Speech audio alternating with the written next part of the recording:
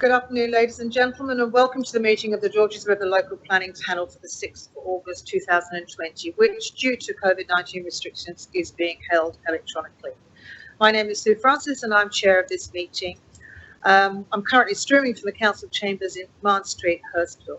Now, the panel members who will make up the panel today are John Brockhoff, who is an expert panel member, Jason Perica, also an expert panel member, and Cameron Jones, being the community representative on this panel.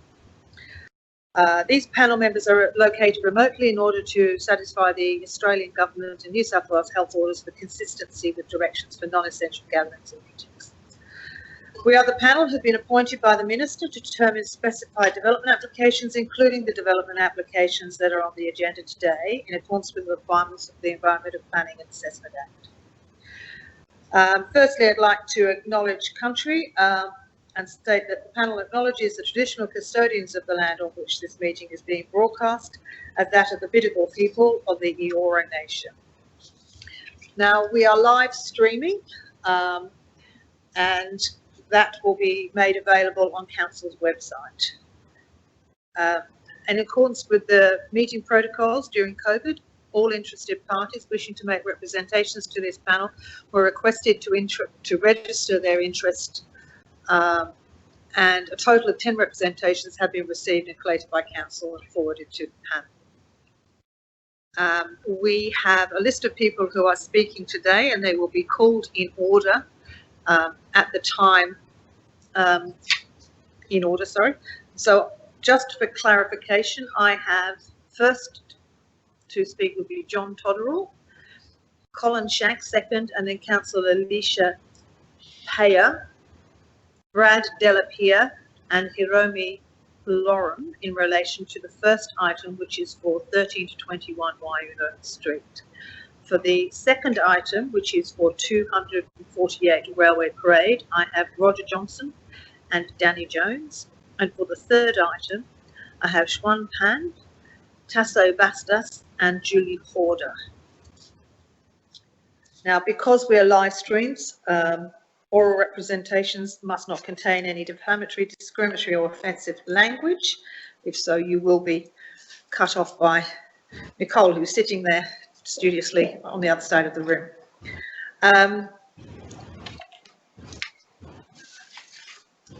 We've received assessment reports in relation to those 3 applications that I've mentioned, and the panel has undertaken inspections in relation to all 3 items before this meeting.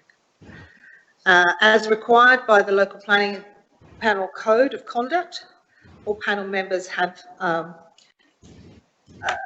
disclosed that they have no conflict of interest in relation to any item on the agenda.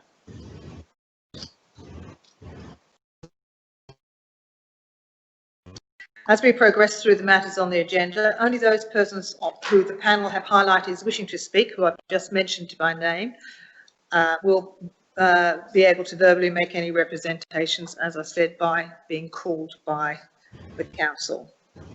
We have, however, received many submissions in relation to each of the 3 items, and the panel has read each of those submissions. I would like to ask that those persons that are addressing the panel speak clearly and of a volume that will project into the speakers to assist the panel members from understanding their issues and being able to hear them clearly. And again, I remind you that there should be no defamatory, discriminatory or offensive language. Once we've heard all the oral submissions on a particular application, we will then move to the next application, and then at the end of all of the items, we will close the meeting. So with that all said, we'll now move to the first item on the agenda, which is 13 to 21 Waiuna Street, Beverley Park, which is development application 2019/0439. And the first person on my list to speak is John Todorel. Sorry.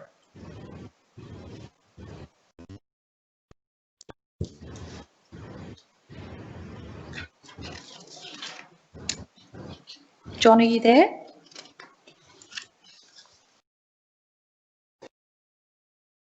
Hello. John, are you there? Is that John Totterell? That's correct, yes. Yeah, good afternoon. It's Nicole from Georges River Council. I have the local planning panel here for you to address. If you just want me to start talking? Yes, please. Okay, just one moment. Good afternoon, members of the local planning panel. My name is John Totterell. I live at number 4 Wyndah Street, Beverley Park, and I wish to object to this DA 2019/0438 for the following reasons. This reason, this area is zoned for a maximum height limit of 21 metres, and this DA exceeds the height limit. There is no justifiable reason for the building to exceed this limit, and the proposed lift overrun should be incorporated within the 21 metres. All vehicles entering and exiting this proposed development will do so via Wyndah Street. This street is only 7.3 metres and will not be able to cope with the automatic or the amount of traffic that this unit block will create. Street parking, which is limited, tends to turn the street into a single lane road, and 109 vehicles from this complex, together with the traffic diverting from the Princes Highway, which is often gridlocked, will cause chaos in Wyndah Street. Also, there are 2 additional high-rise developments for this area. Both have their driveways constructed onto Wyndah Street. This will increase the traffic using Wyndah Street by an additional 189 vehicles, which when added to this development will increase the traffic volume of over 298 vehicles using the narrow street. Item 128 of the Council Officer's report refers to the Council Traffic Engineer's assessment that the increase in traffic is not considered to greatly impact on the local road network. I think that the vehicles from this development, plus the additional vehicles from the 2 adjacent high-rise developments, will greatly impact Wyndah Street and the surrounding roads. The traffic report attached to DA 2018/0516, which was 5 to 11A Wyndah Street, stated there is 21 vehicles per hour during both AM and PM peaks. That the development will add an additional 19 vehicles per hour. The report for this DA, meaning the one for 13 to 21 Wyndah Street, which is approximately the same size, state there will only be an additional 12 vehicles per hour. No, there is a discrepancy. There will still be an increase of more than 30 vehicles per hour, bringing the total of some 50 vehicles per hour at peak times. And the development around Sunnyside, which is yet to be included, Wyndah Street cannot cope with this amount of traffic.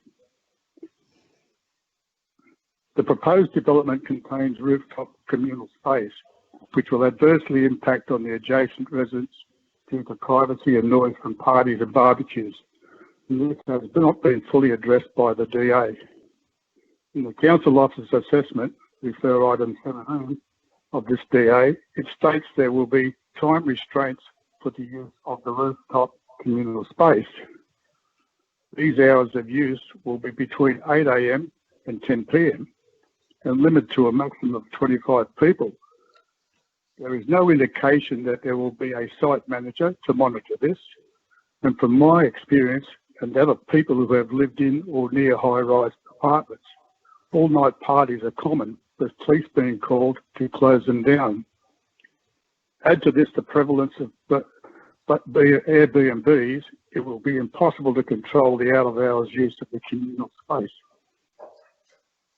Actually, the reason for the amended rezoning of this area, which was after the original public exhibition period to medium density R3 for properties fronting the western side of Wyndah Street, was to allow vehicles to gain access via driveways in Lacey Street and Stubb Street for the high-rise developments in Wyndah Street. All the developments that have been submitted so far have not used these streets for vehicle access and instead have designed the developments with driveways onto Wyndah Street. You can refer to the amendment number 2, Cogra LEP 2012, page 73. The most recent DA for Sunnyside, which was DA 2018/0513, which is a heritage listed property, and the adjoining properties in Lacey Street, Cogra Bay, was recently refused on the grounds the proposed unit block to have an unacceptable impact on the heritage significance of Sunnyside due to its overwhelming scale, and the unit block for this DA, which shares the boundary with Sunnyside, should also be refused on that basis. The DA even states that the development is not within the vicinity of the heritage item, even though it is adjacent to Sunnyside, which is obvious. Finally, the location is not within reasonable walking distance to the train stations at Colton, 1.2 kilometres away, or Allawah, 1.4 kilometres away, and there is a steep ascent. I have walked to these stations, and it takes approximately 20 minutes for a fit person, and with limited bus times, approximately every 25 minutes. Excuse me. See, frequently outside peak hours, the use of cars will be the predominant mode of transport. Thank you very much for your time. Thank you very much, John. Just ask the panel members whether they have any questions or queries. Okay, thank you. Hold on a sec. No questions. No questions. Thank you. Thank you very much, John. We'll move on to the next speaker. Thank you. Thank you. Bye-bye. Thank you.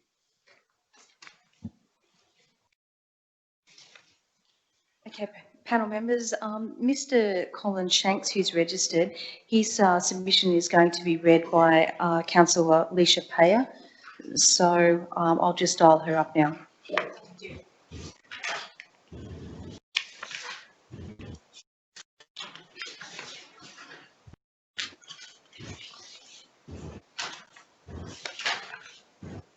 Councillor Payer, are you on the line?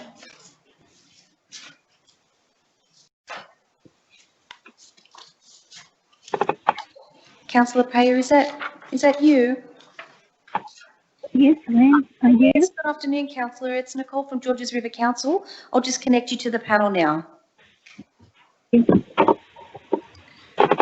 Thank you, Councillor Payer. I understand you're going to read a submission on behalf of Colin Shanks. Is that correct? Yes, that's correct. Thank you. The floor is yours. Thank you. Colin Shanks, 6Y Una Street, Beverley Park. I've asked for my concerns to be relayed to the panel. Trying to gain the maximum development potential of these sites will result in unacceptable environmental impact. Our home will be overshadowed in midwinter when sunlight is most needed. It is inappropriate in building character. The four-storey base is excessive in its impact upon all surrounding properties of low-density zoning. This upzoning was to be controlled by a DCP that imposed a 9-metre high transitional interface in relation to the low-density houses. Approved proposals have been 6 stories, not 7 stories, which is excessive in density, creating poor amenity for occupants and neighbours. The proposal has insufficient vehicle access for this narrow street, with one entry exit onto Wayuna Street, which is only 7.4 metres wide and reduced to a single lane, and where passing is carried out between parked cars.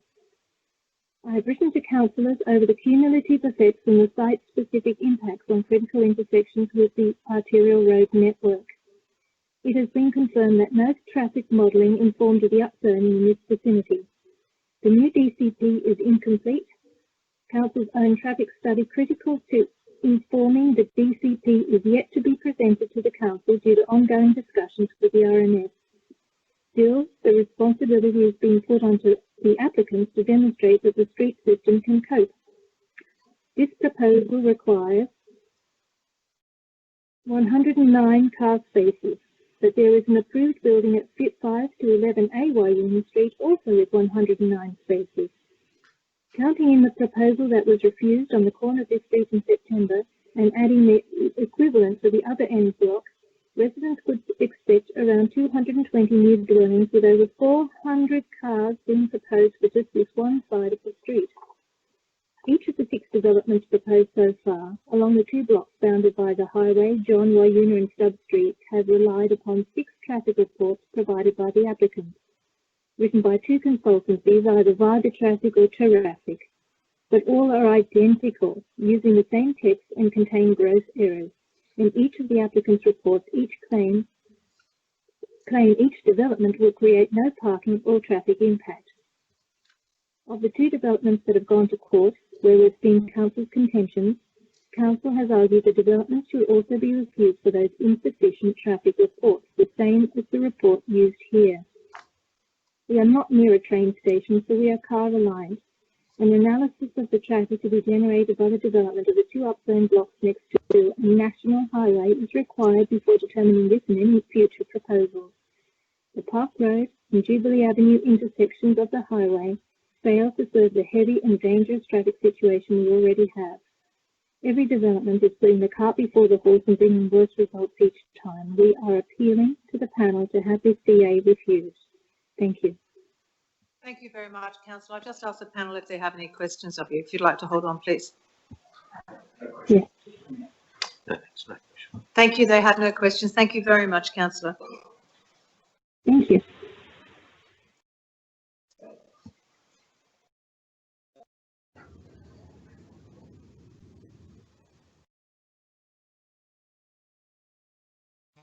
I'll just connect all the planner, the architect and the applicant for the next application.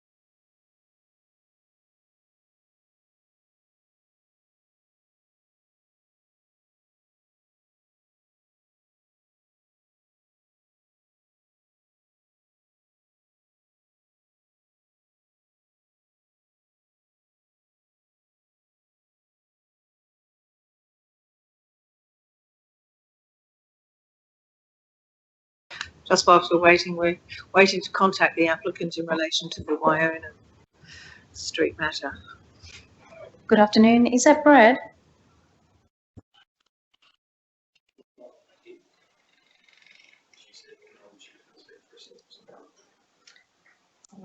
Panel members, Councillor Alicia Payer also wanted to address you, not just on behalf of Mr. Colin Shanks. So I'm just going to dial her back in. That's fine. Thank you very much.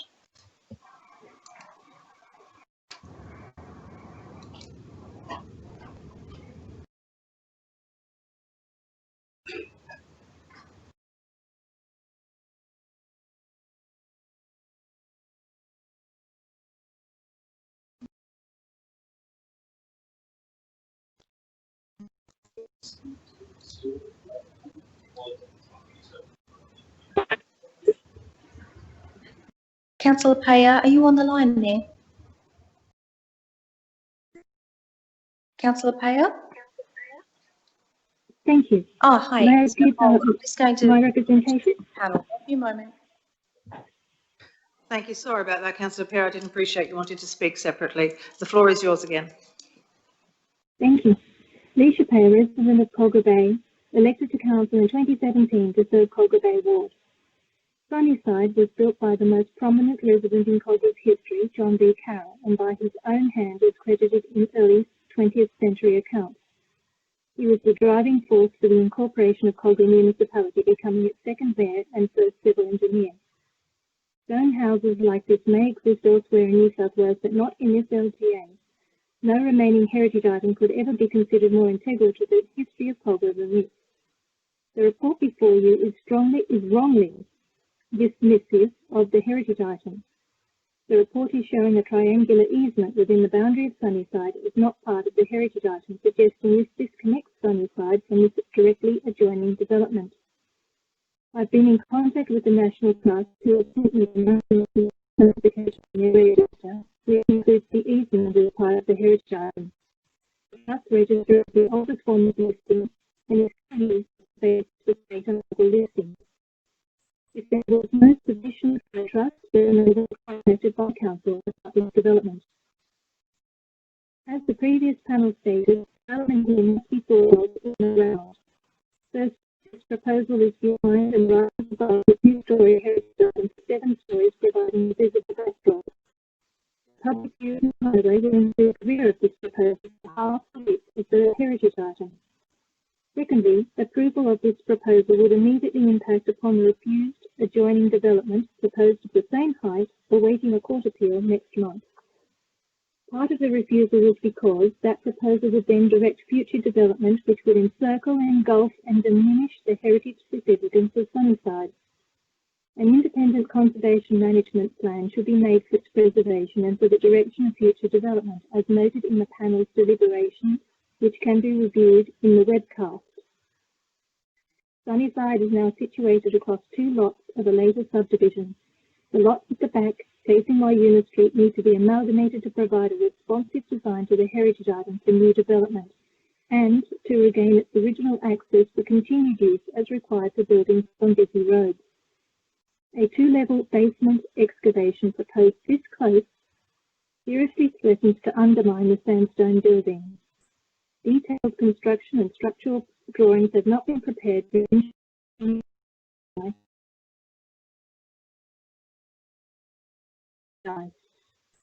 I've spoken with the Heritage Office of New South Wales and was advised that they do not believe the ADD standards should in any way overrule the heights and setbacks warranted for a heritage item's conservation.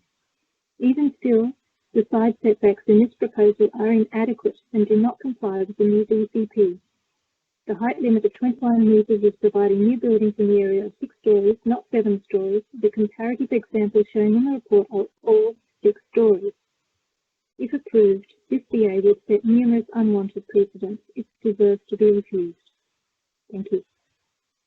Thank you very much. And I imagine that since they didn't have any questions before, I imagine my panel doesn't have any questions at the moment. And they're shaking their heads. Thank you very much. Thank you very much, Councillor.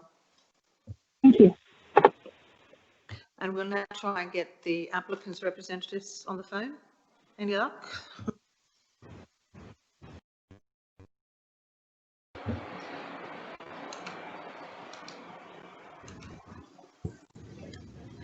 Good afternoon. Is that Brad?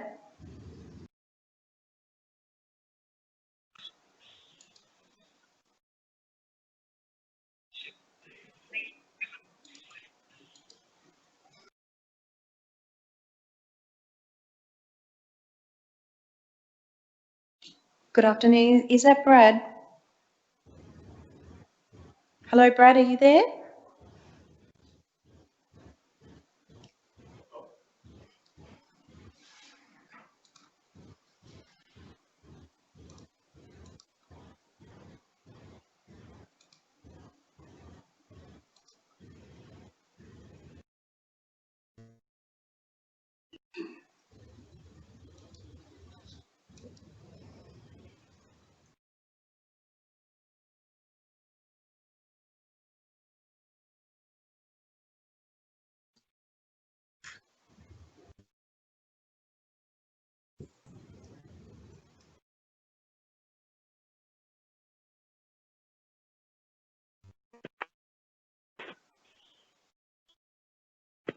Hello, Brad. Are you there?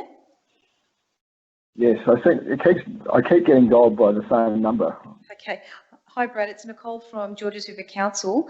I'm just going to connect you with the panel, but I think we're going to call in the architect at the same time. So if I'll just put you on hold and I'll call in the architect as well. Thank you.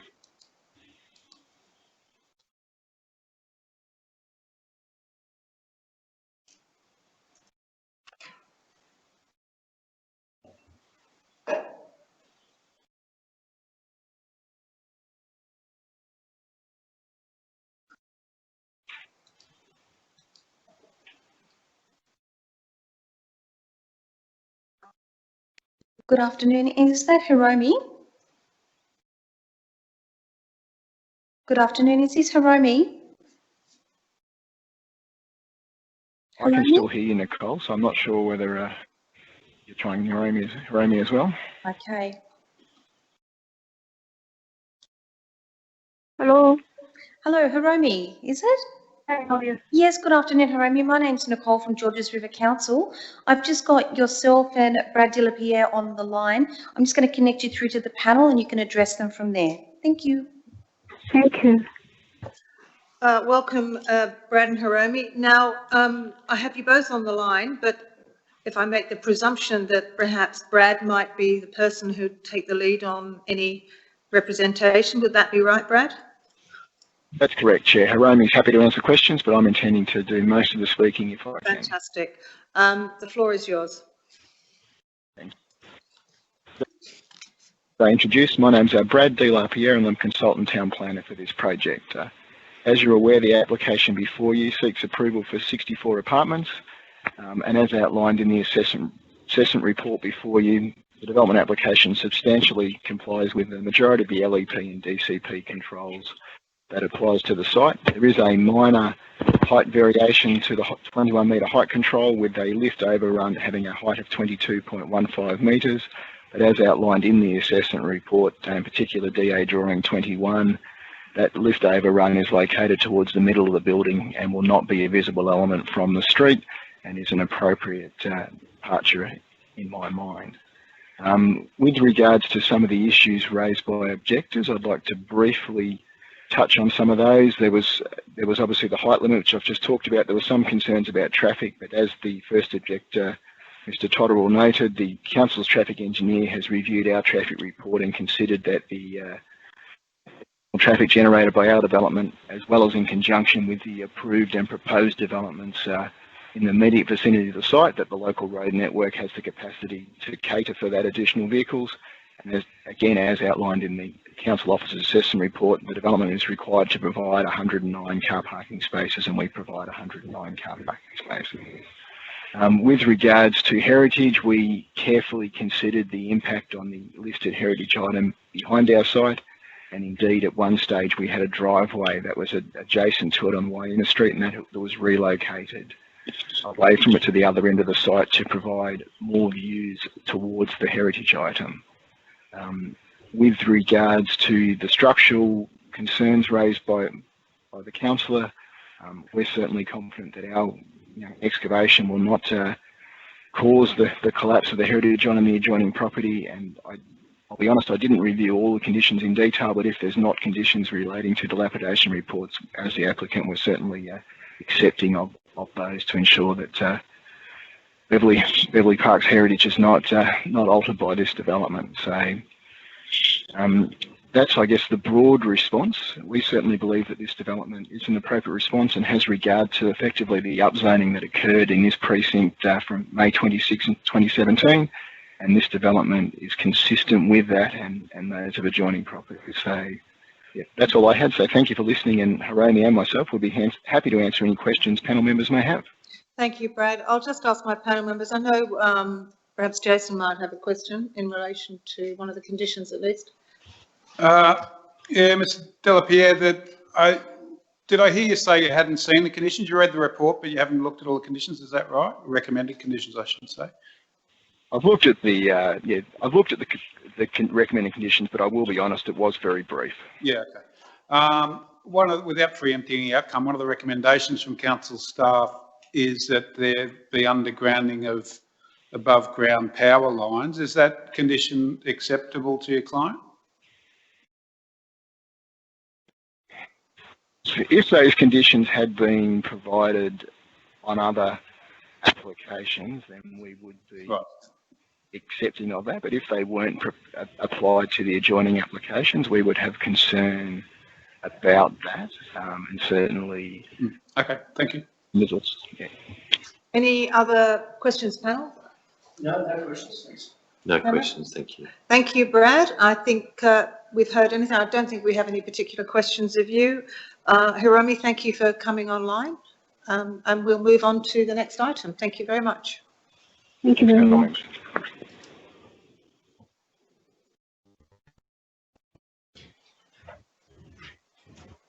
Now, the next item we have is 248 Railway Parade, and council staff are trying to gain access to Roger Johnson and Danny Jones.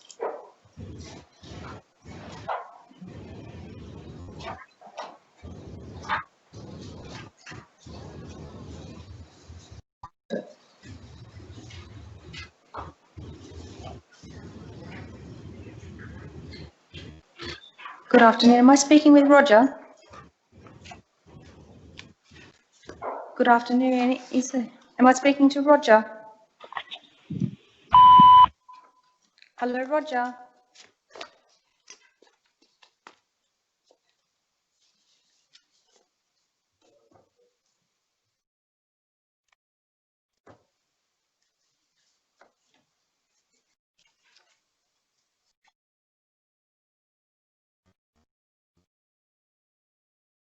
Danny.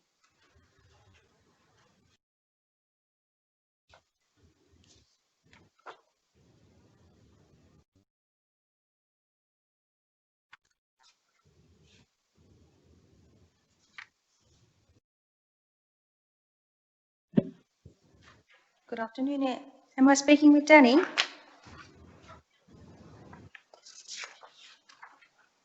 Yeah, hello, it's Danny Jones. Can you Hi, hear me? Danny. How are you? My name's Nicole from Georges River Council. We're just about to connect you to the panel, but I'm just going to get Roger Johnson on the line as well, and you can both address the panel With me. questions. We're together.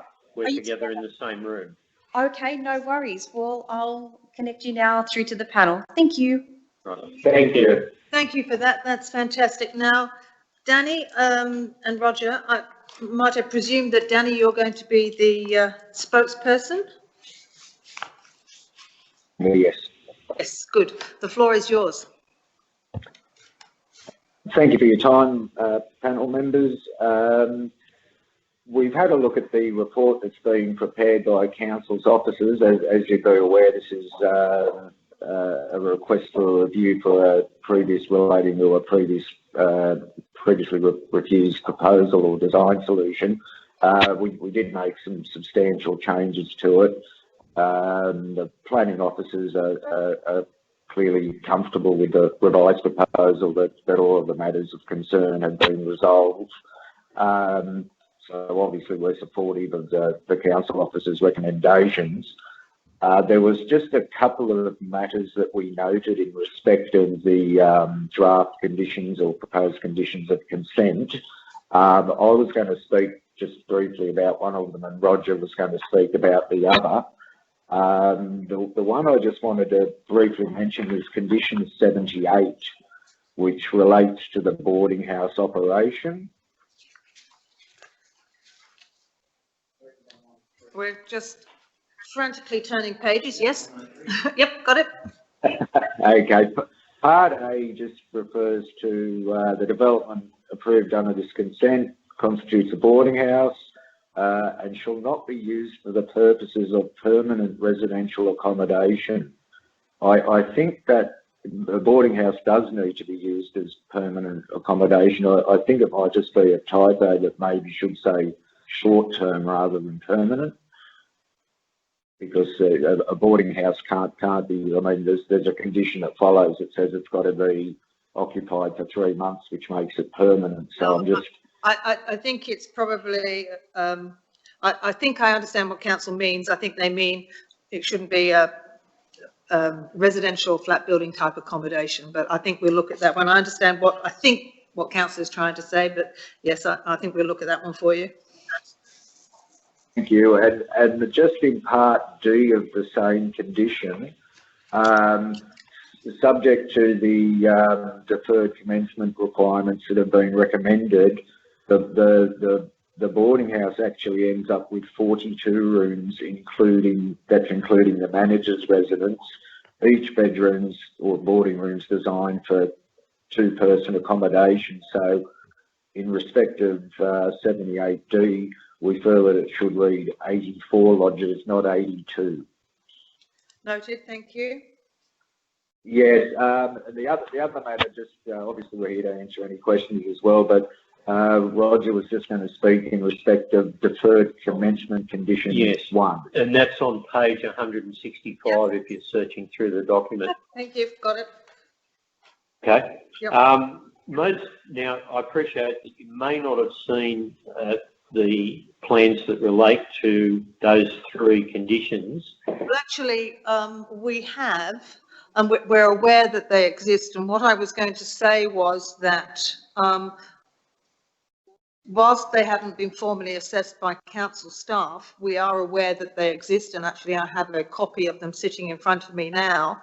And I understand that they go some way to solving the issues of the deferred commencement issue, although we have no report in front of us to that effect. Is that correct? That's correct, and that's, as I see it, if the panel's comfortable with it and the council planners are comfortable with it, the only item on that list in relation to condition 1 that we believe is best left as it is the main lobby, the position of the main lobby. With respect to the planner, they may not have appreciated that we could actually fit the booster valve adjacent to the 2 temporary vehicle standing areas in the car park, which means that we don't compromise any of the street activation. We didn't want to take up any of the shop front or the lobby space with the booster valve, so we've placed it where the car park area is.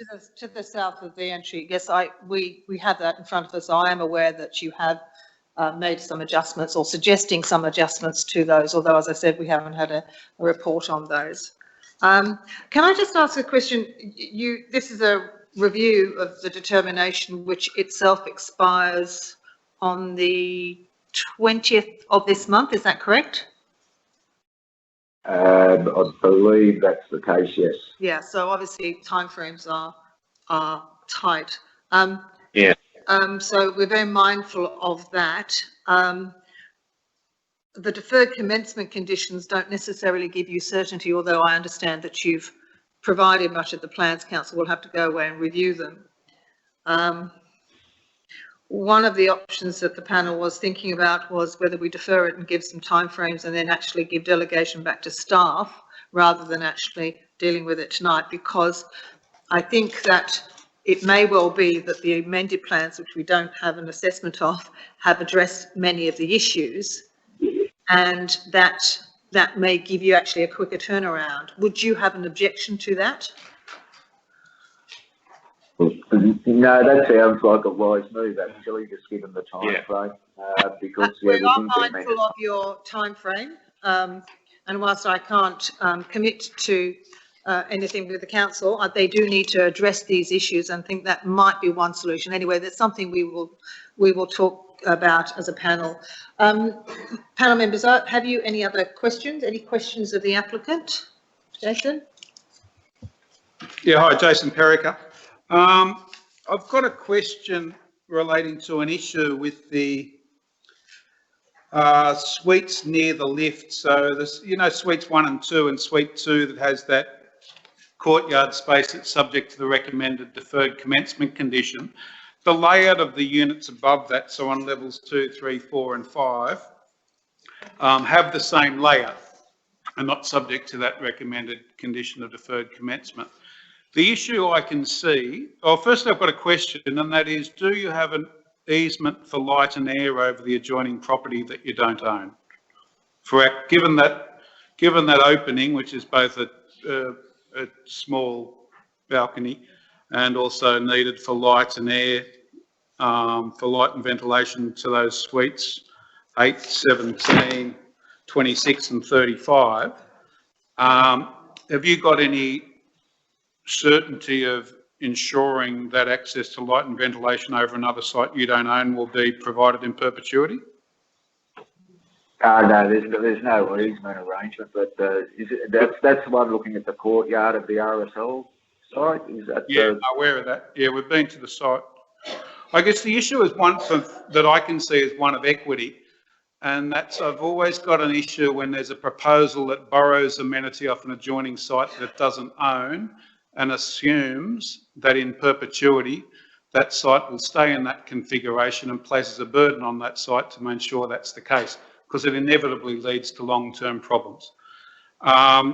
So I'm concerned about that. And I guess that leads to a second question, which is, can you see any scenario where the layout of those units in that back corner that relies on sole amenity off another property that you don't own are able to be reconfigured so that the suites potentially front the road and a public space where there is, you know, certainty of access to public light and air? No, we haven't, but we had sought and consulted with a BCA consultant. We have made some modifications to that in the previous set of drawings that we issued, where we cut the balcony back to allow for light and ventilation to those units, to those upper units. And obviously with level 1, we no longer have that balcony. It's only the... Yeah. Anyway, look, I'm just flagging for me personally that that's an issue and I'm not comfortable with that arrangement. But that's just me and I'm letting you know. Yeah. Oh, hello, John Brockhoff. I've a question for you. With the potential relocation of the booster valve, does that affect the geometry of the and the function of the vehicle waiting bay? No, it doesn't, because we have 2750 width, which allows for a curb beside the walls, a 300 curb, and is still compliant with Australian standard. We've had our traffic consultant look at it as well, and he has given us his okay or assurance that it's fully compliant. We also allow for the accessible doorway to still work with an aisle that's 1550 wide, so that it's wheelchair compliant between the two vehicles as well. So we're fully comfortable with this arrangement, that it is going to work. And on the basis of previous designs, there's ample space there for the hydrant booster at 850 depth and a length of 2 metres in that cabinet. Thank you. No questions, thank you. Okay, I think that's all the questions and queries the panel has. So thank you very much, Roger and Danny. And I think we will close this item and move on to the third item tonight. Thank you very much. Ladies and gentlemen, for allowing this opportunity. Thank you. So the next item we have is 18 to 24 Victoria Street. And we have 3 speakers on behalf of the applicant. That's Shwan Pan, Tasso Bastas and Julie Horder, who Nicole is going to now approach.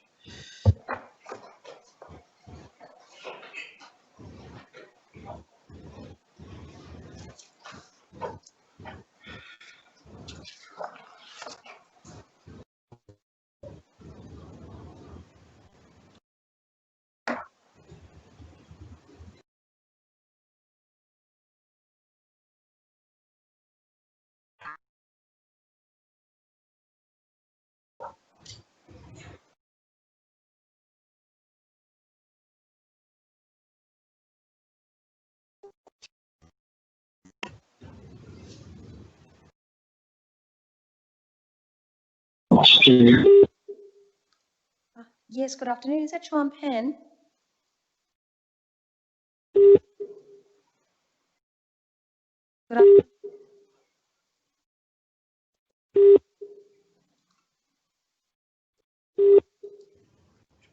Put you on hold.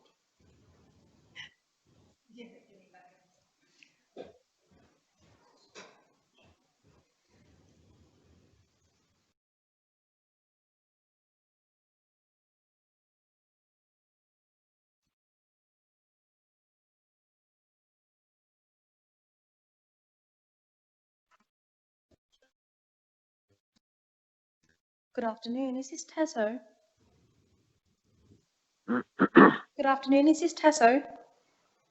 Yes, speaking. Yes, good afternoon. My name's Nicole from Georges River Council. I'm just connecting you to the panel for you to address them. I'm just trying to contact the applicant as well as the planner, so we'll be with you in a second. Okay.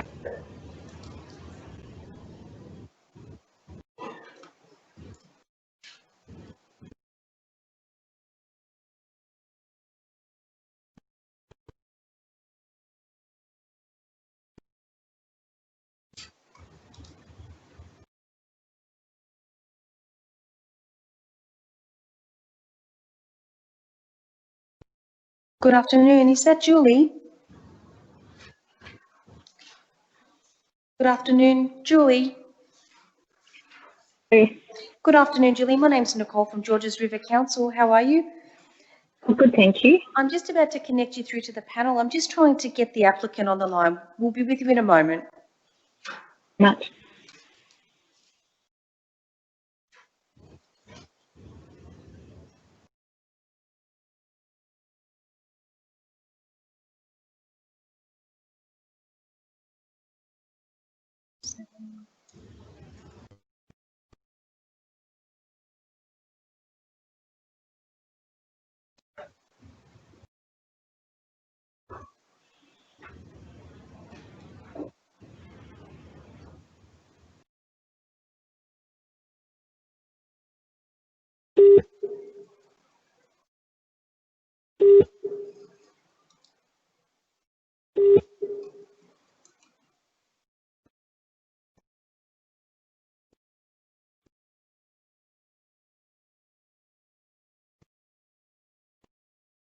Panel members, I can't get the applicant on the line. It seems to be going through to a voicemail, but I do have the architect and the planner for you.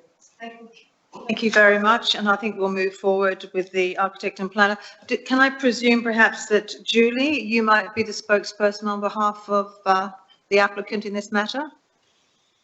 We'll both speak on the matter. Mr. Bastos, the architect, is going to speak to the specifics of the design and the design issues identified in the report. Thank you. Thank you. The floor is yours. Thank you.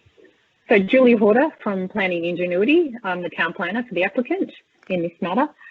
This review of determination was submitted with amended plans after consideration of the reasons for refusal. It has been acknowledged by the planning officer that the proposal as it stands is a significant improvement with a reduction in FSR and increase in deep soil, aligning with council's development standards and the ADGs. The proposal provides 3 times the amount of deep soil landscaping required by the ADG, communal open space, which is 46% of the site, and the proposed FSR is under the maximum permitted. The proposal includes a height variation of 3.3 metres relating to the lift overrun. It is our position that the issues have been identified in the planning assessment report are minor in nature, and it's noted that in the standard course of a DA assessment would be easily addressed through amendments to the plans or the submission of additional information. Now, as I said, Mr. Bastos will talk to the specifics of the design and the design issues identified in the report. Now, I'd like to emphasise that apart from an issue of unrelated site isolation, which Council has commented on as having no particular importance, there have been no adverse public comments to the proposal. The height non-compliance, which relates to a lift overrun, was deemed to be acceptable by the council officer if all other grounds are addressed.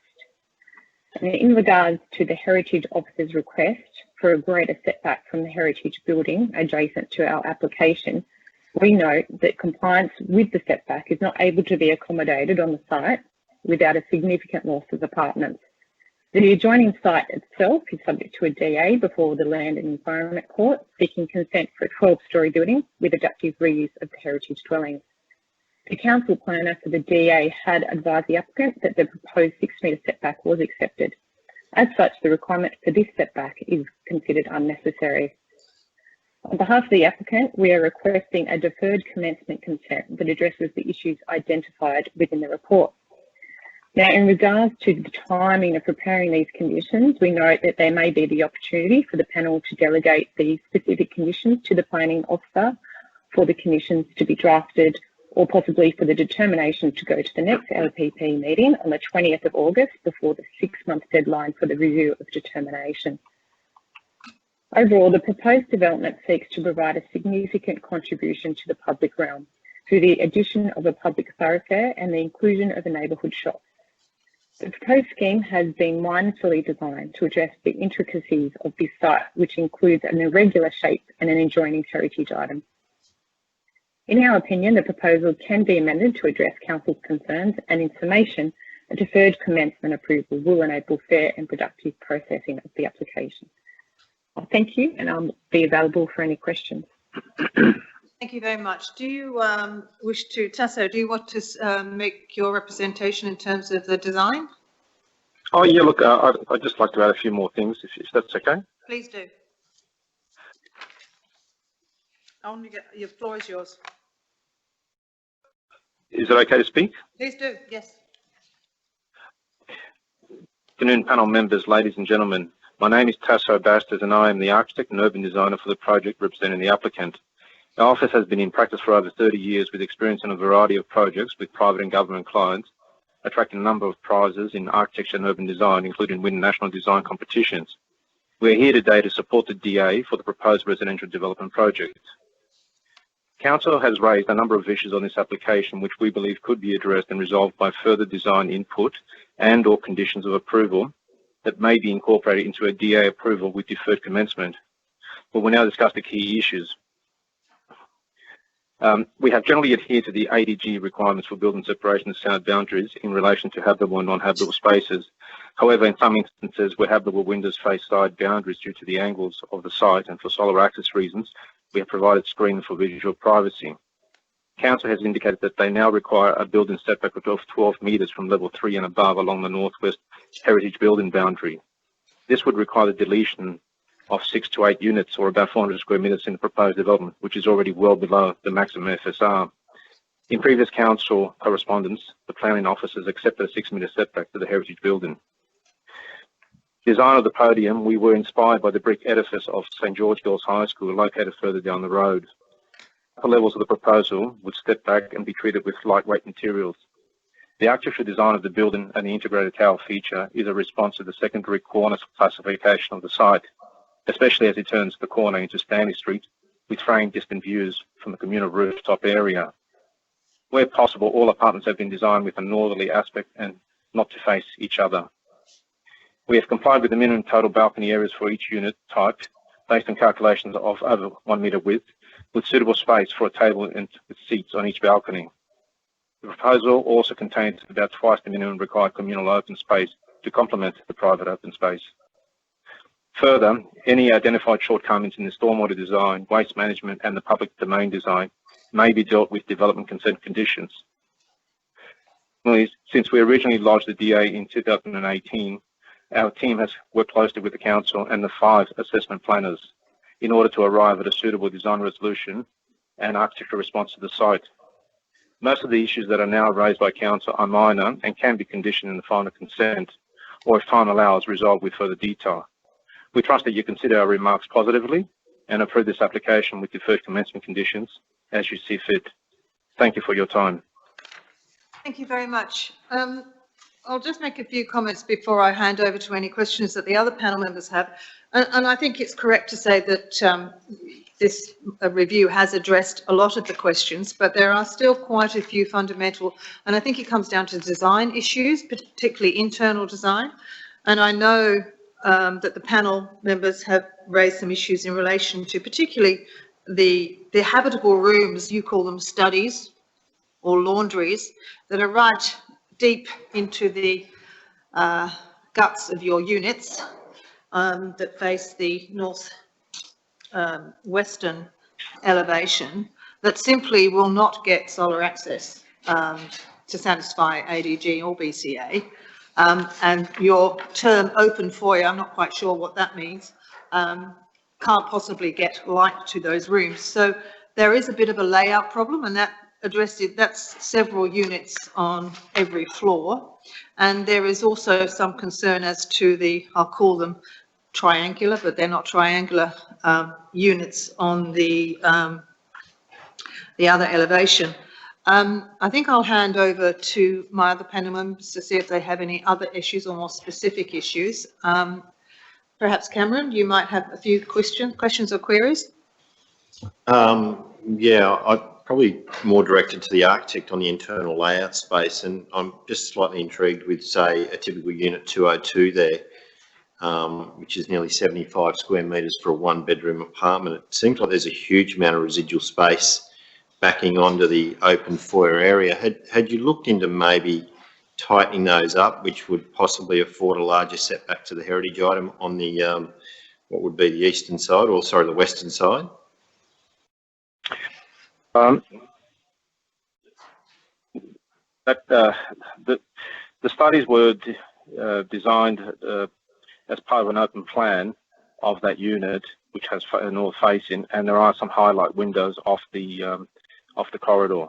The open foyer is actually open at the ends, so it's not entirely open on all four sides, but it is open on the ends for cross ventilation.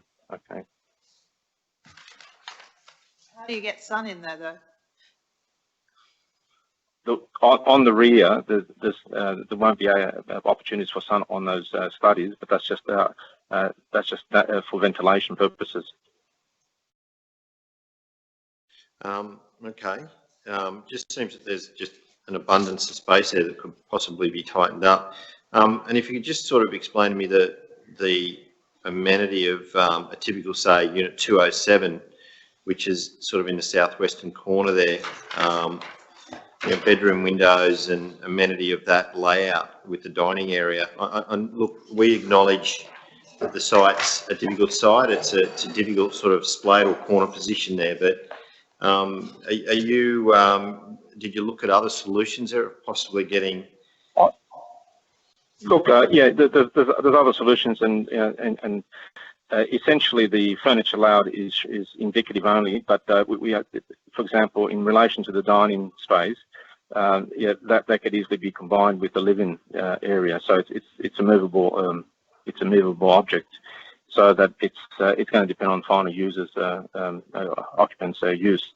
But that's not to say that, you can still put the dining space as part of the living space. But so it's just one variation that's shown on this. I understand what you're saying, but it just seems that given that you're already pushing into the reduced setbacks on the western side, is there potential to make maybe that the one better? Sure. The only reason we splayed the side walls on that unit is because the difficulty of trying to get north light into it. So we don't have windows facing the side, but we've added windows on the splay facing north. Yeah, which is that's fine. I think that's a great outcome. But what I'm saying is, was there an opportunity to maybe utilise some of the space in the northern apartments and possibly make those 2-bedroom apartments, and then maybe tighten up the back apartments and have them as lesser bedrooms? It might have afforded some greater setbacks. Look, there's probably opportunities to vary some of the designs or the layouts of the units.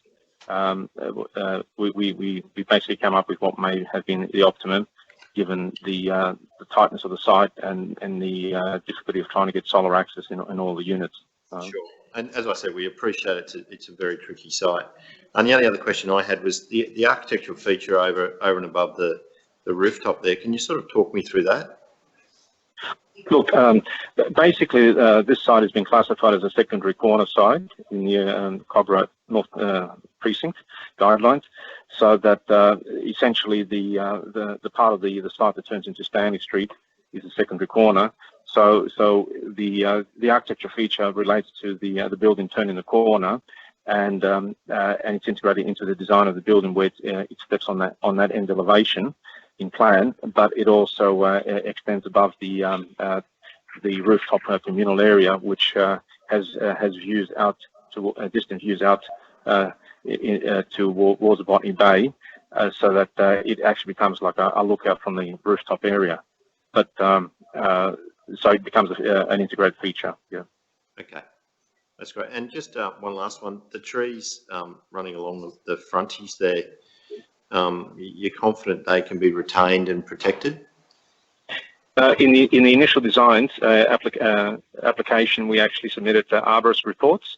So that was part of the original application that showed and confirmed that the trees can be retained, because that's part of the feature of the street, we understand, and we wouldn't be touching those, nor would be damaging any of those. Thank you. Hello, John Brockhoff. I've got a question.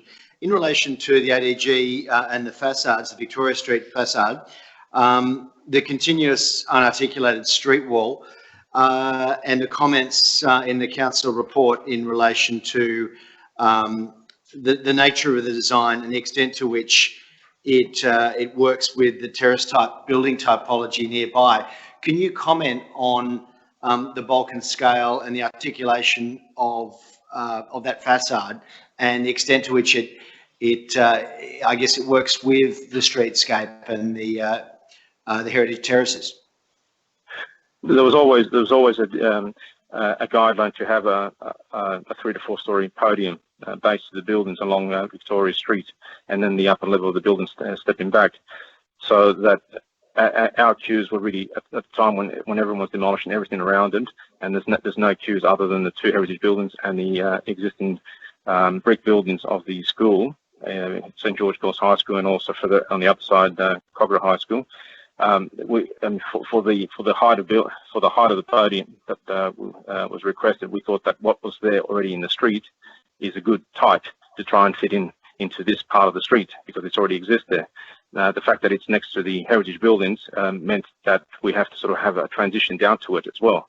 So that originally we had the public thoroughfare on the east side of the building, and then we placed it on the west side against the heritage buildings with deep soil landscaping and tree planting and landscaping, so that the site separation at the street level, at the ground level, with the landscaping, and then building setback on the upper levels was the approach we took to actually give it a better transition from the new work down to the heritage buildings.